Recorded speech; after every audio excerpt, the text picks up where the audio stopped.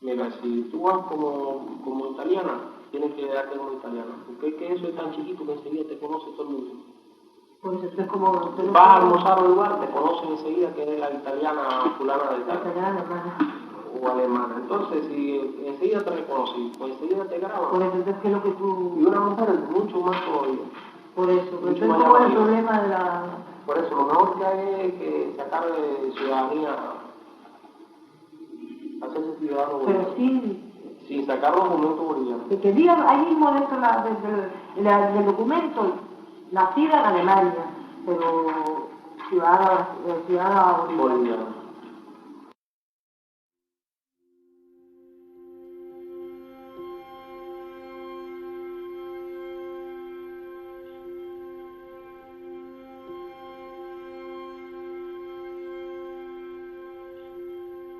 Cuando mi padre marcha o echase Bolivia, yo tenía 10 meses nacido.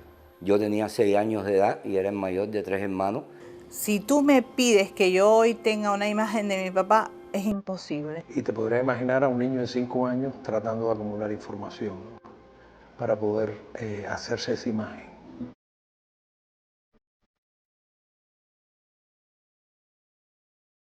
Cuando tú eres hija de un mártir, tienes una serie de retos. Siempre he tenido la inclinación de ser guerrillero, quise ser guerrillero igual que él. Se paraba y yo me escondía detrás de una cómoda que había en el cuarto de mi abuela y el juego era que él me encontraba y que se hoy me levantaba. Y eso nunca lo he querido olvidar. Nos quedamos sin el padre. El padre es el que, no el padre biológico, sino el padre que te cría, el que te cuida, el que te lleva para el parque, que te lleva, monta bicicleta. Ese padre nosotros también lo perdimos.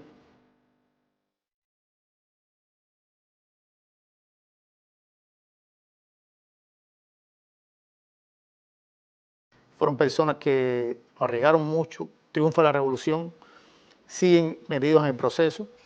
Personas que, como comunes como todos, que tienen familia, que tienen sus casas, que tienen sus hijos. Muchos eran comandantes de la revolución, muchos eran miembros del comité central, muchos eran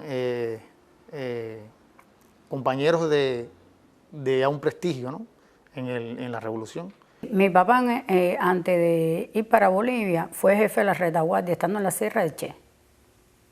Y bueno, el Che los coge precisamente por esas condiciones que él tenía, las condiciones revolucionarias que tenía y el conocimiento ya del hombre con el que él se iba a llevar para Bolivia. Borrego es el que le comunica a mi papá la decisión del Che de escogerlo para un destacamento, para una misión fuera de Cuba, una misión internacionalista, militar fuera de Cuba. Y Borrego me cuenta que el júbilo de mi padre parecía como si fuera un niño chiquito con un juguete. Eso es lo que hace de mi papá para mí un hombre muy especial. Es decir, tiene la ternura para quedarse y tiene la fuerza para marcharse. Ahora sí, la historia tendrá que contar con los pobres de América, con los explotados y vilipendiados de América Latina, que han decidido empezar a escribir ellos mismos para siempre su historia.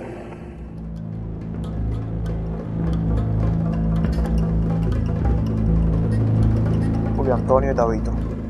Tengo y trato de sustituir en unas líneas el deber que como padre tendría que realizar en toda una vida.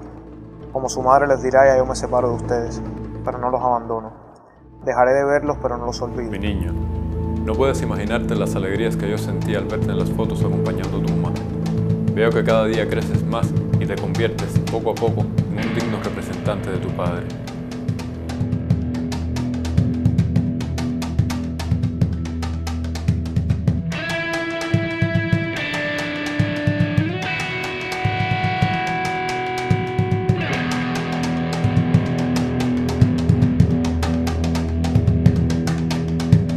...12 de diciembre. Hoy Ramón nos reunió a todos. Explicó algunas cosas respecto a cómo son nuestros planes. Hizo algunos nombramientos. Dice Ramón que espera noticias de Mario Monge para después hablar con Moisés Guevara, el cual dice tener varios hombres esperando para coger las armas. 1 de enero, a las 8 de la mañana se fue Mario, después de haber tenido una discusión con Ramón. Brevemente, su posición era la siguiente. Él no estaba de acuerdo con la estrategia establecida. piensa que el camino más apropiado sería el de un levantamiento general y en caso de fracasar este, retirarse a las montañas. Mi querida China, mi querido hijo, que al recibo de estas 4 letras te encuentres bien. Estoy contento con el nuevo tumainito. Recibí las fotos de cuando tenías la timbita. Te ves bonita, mi China. Mi vida, échale pienso al chino para que me releve con mi trabajo. Yo estoy bien y trabajando mucho. 14 de febrero. Desde ayer no hago más que pensar en Terry. Él viajaba con un libro de Pablo Neruda, o sea, de poemas de Pablo Neruda. En las cartas que él le envía a mi madre de Bolivia, por supuesto, no había mucho que escribir. Era una pequeña parte en temas personales y el resto transcribía poemas. Y un poco que rompe el estigma de guerrillero.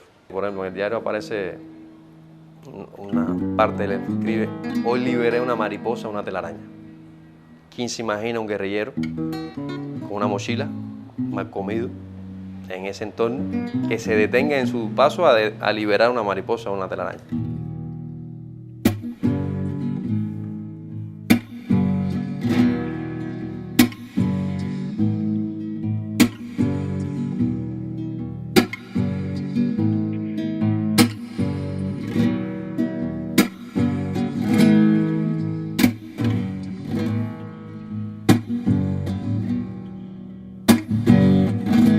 De agosto. Estamos en una situación difícil. Es uno de los momentos en que hay que tomar decisiones grandes. Este tipo de lucha nos da la oportunidad de convertirnos en revolucionarios, el escalón más alto de la especie humana.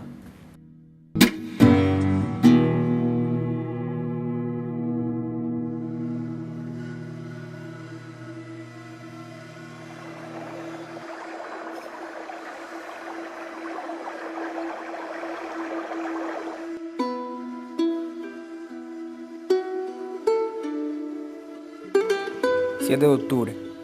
Hace un año que salí de casa. La radio da la noticia de que nos tienen rodeados entre los ríos Grande y Acero. Verdad. Dan 5 millones de bolivianos por cualquiera de nosotros, vivo o muerto. Se puede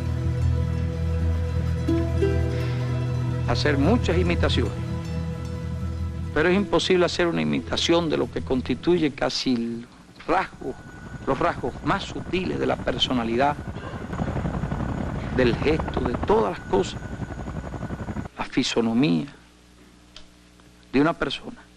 Y la coincidencia del diario, el contenido del diario, la zona donde el diario habla, donde están, la fotografía que no entrega el gobierno, sino que toman los periodistas. Toda una serie de características nos permiten haber llegado a la conclusión absoluta de que la noticia es amargamente cierta.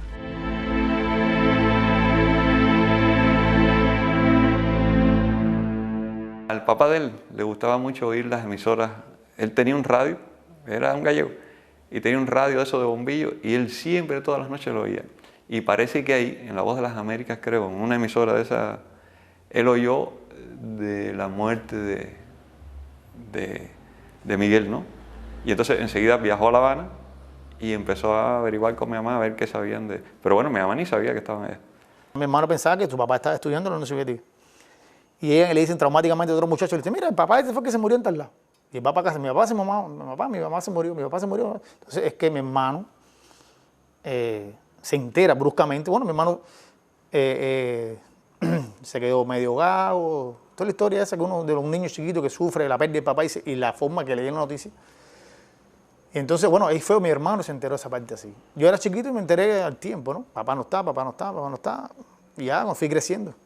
Mi mamá y mi abuela paterna, que son quienes me dan la carta y me leen la carta por primera vez en mi vida, me explican, me abordan algo que quizás me hubieran estado preparando antes. El comandante Ramiro Valdés fue uno de los que fue a ver a mi mamá, o sea, a la casa, y le comunicó la situación que él había caído en combate. Estábamos en la plaza de la Revolución y yo aunque era muy pequeño, todavía siento Es decir, la tristeza y la situación que había ahí en la familia. Si queremos saber cómo deseamos que sean nuestros hijos, debemos decir con todo el corazón de vehementes revolucionarios, queremos que sean como el Che. A pesar del ejemplo que significó toda la gesta en la que ellos participaron, siempre ha sido una cosa que nos ha faltado. Yo tomo conciencia cuando estoy en la transición entre la infancia y la adolescencia, ¿no? Yo recuerdo que estábamos en Los Camelitos el primer año y preguntaron por los padres de todos los que estábamos allí que qué hacían. Y realmente yo rompí a llorar, porque sin duda mi padre no hacía nada, mi padre estaba muerto. Cuando uno va creciendo, empieza a tener dificultades de tropiezos con la vida y al no tener porque siempre estuvimos con mi mamá solo, una figura masculina, eso no influyó negativamente en el sentido de decir, no influyó drásticamente, pero sí repercutió en mi interior, ¿no? Porque yo era un poco introvertido, no me comunicaba mucho. La revolución sí me dio lo necesario para yo educarme, para vivir. Pero bueno, eso no lo puede suplantar, ese cariño, esa falta de no la puede suplantar por mucho que la revolución se envió en eso, no, realmente no. Tú ves a los demás niños con su padre y dices, coño. Pero también siempre pensamos que nuestro papá siempre estaba ahí, en todas las cosas logradas por nosotros.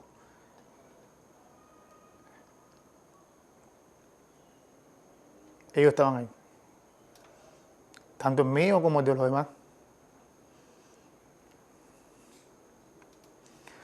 Son momentos difíciles, ¿no? Que la gente ansía, pero bueno, todo el mundo dice no. O uno piensa, ¿no? Mi papá se murió por una causa justa, por un ideal. Dicen que lo que no puede faltar en la vida es la madre, pero yo creo que las dos cosas son importantes en la vida, y más en la formación de nosotros. Porque bueno, un padre hace falta sobre todo cuando uno es hombre, o que en la adolescencia lo oriente, hable con él, lo aconseje. Yo, en mi caso, a veces me he levantado con ganas de tener a mi padre vivo.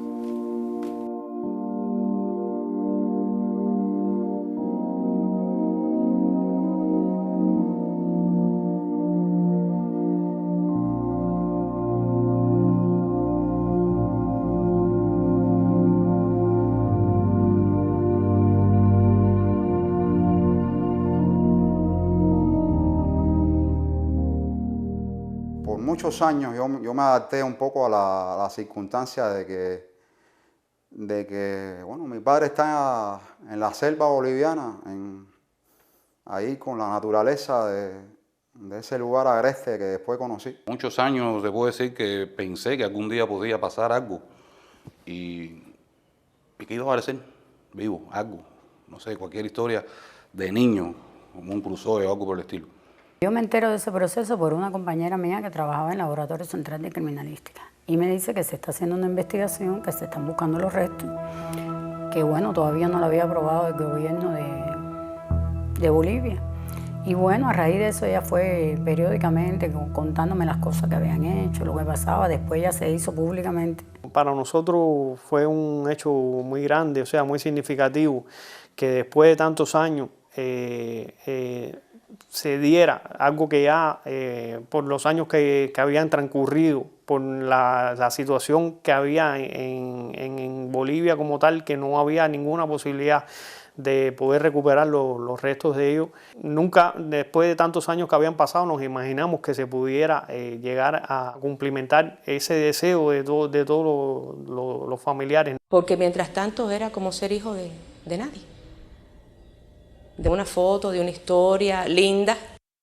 Desde el punto de vista imaginativo de niña, yo sentía que podía estar en cualquier parte, combatiendo en cualquier lugar. Ahora ya no podía, es decir, era una cosa bien real, bien material, está ahí, son sus restos y está comprobado científicamente. No hay escapatoria para la imaginación. Ahí es. Y entonces ese momento fue muy duro.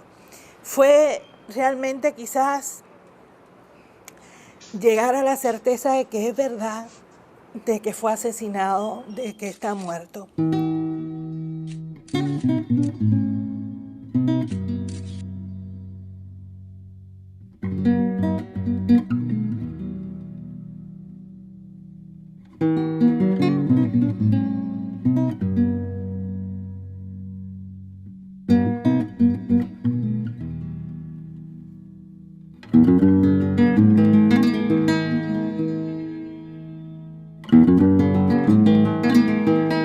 Sinceramente, el primer momento a mí me chocó, ¿no? Dije, chicos, si ellos se fueron todos juntos, decidieron estar todos juntos y morir todos juntos, los van a traer a todos, ¿no? Sí, se van a traer a todos. Pero ellos no decidieron morirse allá. ¿Por qué los vamos a atrapar? Pero después me puse a pensar y digo, uno piensa en mi mamá, mi abuela, sus hermanos, y nosotros hijos, ¿no? Que no tenemos nunca un lugar donde poner una flor, donde sentarnos a meditar algo, ¿no? O incluso a pedir un consejo. Entonces, bueno, estuvimos de acuerdo. Yo lo miro más bien desde el punto de vista social. Como quiera que sea, eso fue una inyección de una inyección al pueblo, una influencia, de rescatarlos, que sí, que no se quedan abandonados, son combatientes, ¿entiendes? No se dejan, eso es como dejar un herido botado. Mi idea fue que nunca fuese a ningún mausoleo. Mi idea fue que ya era el momento en que él nos pudiera dedicar un poco de tiempo a nosotros. Tal vez puede interpretarse como un egoísmo de mi parte, pero bueno, por muchos años le dedicó su tiempo y su presencia a otros. Y yo pensé que era el momento de tenerlo más cerca de mí, aunque sea para yo poder conversar con él, aunque no me escuchara. Quisiera haberlo tenido más cerca. Quisiera que el mausoleo estuviera en La Habana, por ejemplo. Cosas muy personales de visitarlo cuando yo quisiera, no cuando pudiera. Más importante que los restos del Che y de sus compañeros estén en Bolivia, estén en Santa Clara o estén en La Habana, es que el ejemplo del Che y de sus compañeros esté en La Habana, esté en Villa Clara y esté en Bolivia.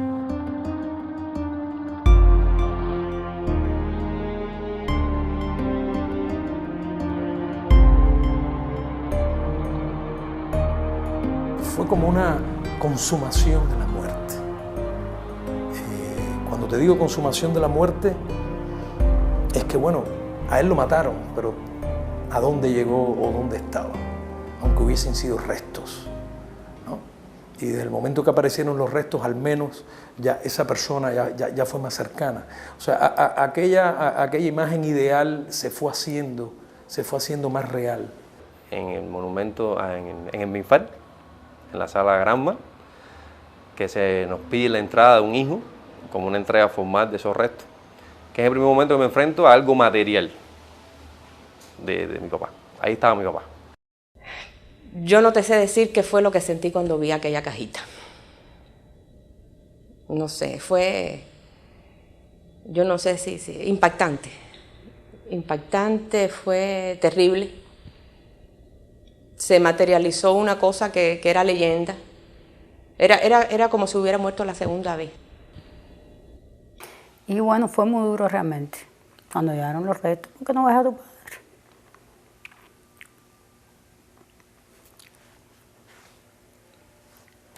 O sea, ves una caja de una persona que no conociste.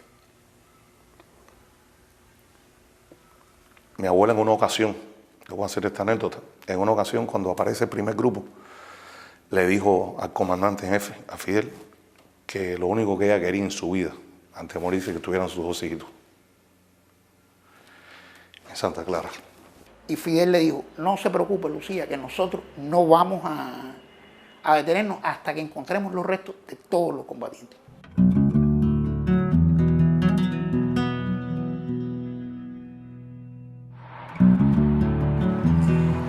pensé también que una vez que llegaran los restos de mi papá a Cuba, un poco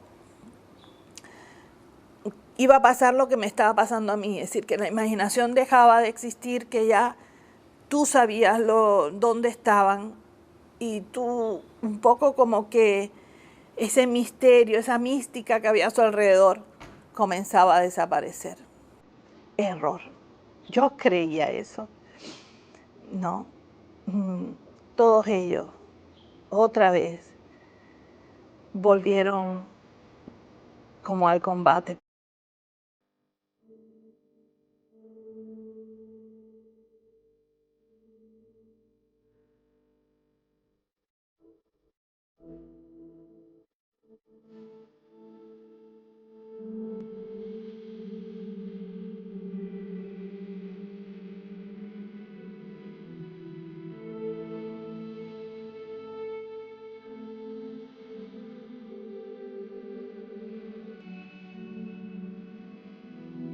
A pesar de que no tuvimos ese intercambio realmente por el poco tiempo que pudo compartir con nosotros, sigue vivo entre nosotros. Yo he tratado de acercarme a él, he tratado de seguirlo a él, he tratado de, como si aún viviera, no defraudarlo, sino quedar bien con él. Yo me quisiera parecer lo más posible a él, es normal. Pero ya los otros son los que tienen que decir eso. Esa cosa que dice, esta es la hija de Olo, qué sé yo, eso a mí no me gusta mucho. O sea, me gusta que me lo diga la gente que lo quiso, la gente que lo conoció, la gente que yo quiero. Pero esa cosa de que la hija de Olo esto, la hija de Olo, eso no me gusta. Hemos tenido que aprender lo que mi mamá sabiamente nos enseñó. Ella siempre dijo que íbamos a recibir muchas cosas que no nos hemos ganado por nosotros mismos. Tenemos que estar firmemente parados sobre la tierra, recibirlas, pero dejarlas pasar, porque no te tocan. Y eso fue muy bueno y ha sido muy bueno en nuestras vidas siempre. Es decir, saber lo que tú te ganas como persona, como profesional, como ser humano, y lo que te dan porque eres la hija del Che.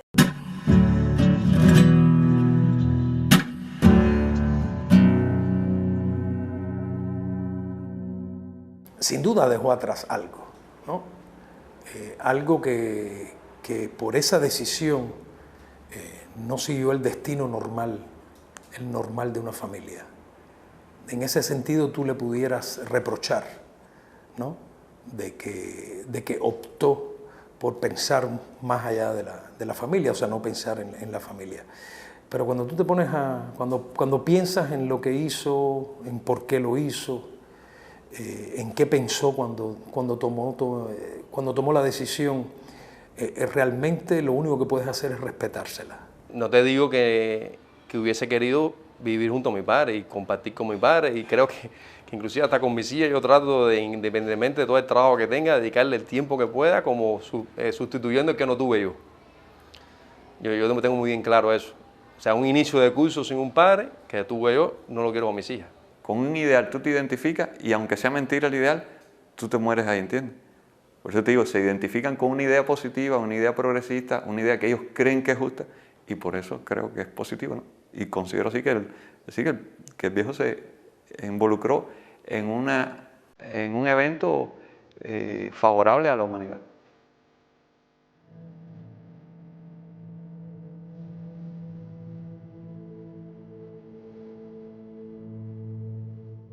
A pesar de haber sido un fracaso desde el punto de vista militar, considero que sí, que valió la pena y que significó una herencia para todos los movimientos revolucionarios.